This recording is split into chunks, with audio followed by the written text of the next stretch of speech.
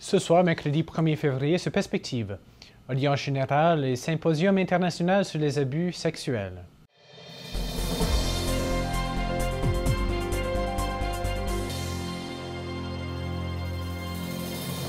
Bonsoir, mesdames et messieurs, et bienvenue à Perspective. Ce matin, lors de l'audience générale, Benoît XVI a poursuivi sa catéchèse sur la prière de Jésus.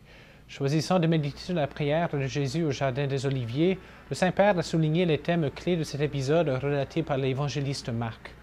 En invitant Pierre, Jacques et Jean à l'accompagner, le Christ montre une requête de solidarité lors de ce moment d'angoisse. Le Christ qui, devant sa mort, est envahi par la peur et l'angoisse, se confie au Père dans une attitude d'obéissance et d'amour. Il devient ainsi un modèle pour nous, puisque dans nos angoisses, nous pouvons nous efforcer de faire la volonté de Dieu afin que la terre se fasse ciel et lieu de l'amour. Voici un extrait de l'audience générale. Chers frères et sœurs, la prière de Jésus à Gethsémani revêt un caractère particulier. D'après les évangiles, Jésus semble ne pas vouloir rester seul. Il invite 3 des disciples, Pierre, Jacques et Jean, à venir avec lui, comme sur le mont de la Transfiguration. En cette heure où Jésus va accomplir jusqu'au bout la volonté de son Père, c'est une demande de solidarité et de proximité dans la prière. C'est une invitation pour chaque disciple à le suivre sur le chemin de la croix. Reprenant le verset d'un psaume, Jésus révèle « Mon âme est triste ». Déjà dans l'Ancien Testament, les envoyés de Dieu ont rencontré hostilité, refus et persécution dans leur mission.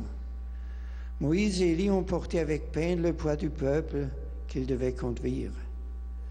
Jésus connaît la solitude et l'angoisse, récapitulant l'horreur de l'homme face à la mort inexorable et l'accablement devant le mal.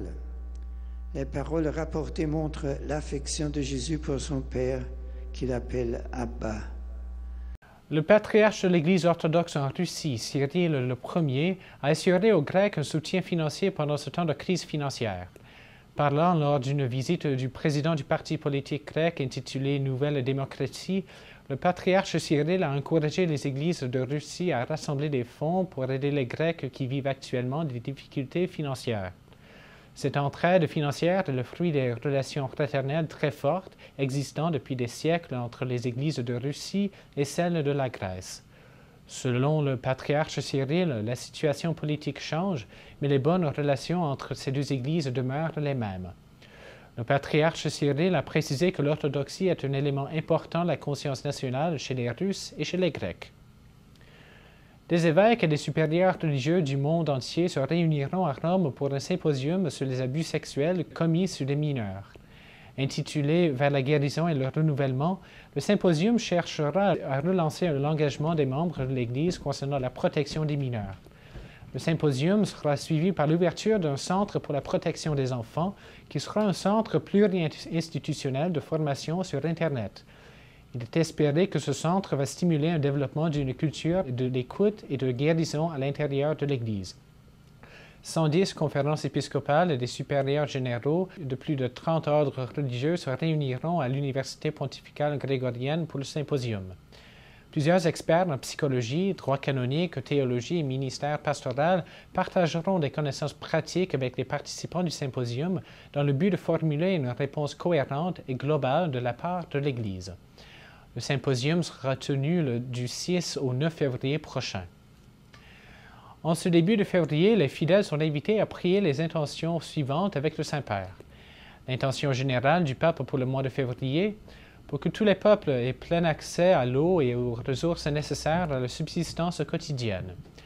Et l'intention missionnaire du Saint-Père, pour que le Seigneur soutienne l'effort des personnels de santé des régions les plus pauvres dans l'assistance aux personnes malades et âgées. Et enfin, demain, en la fête de la présentation de Jésus au Temple, des vêpres à la vie consacrée seront célébrées à Rome. C'est la Lumière diffusera cette célébration regroupant plusieurs religieux et laïcs consacrés demain soir à 17h30. Et c'est tout pour aujourd'hui. À la prochaine!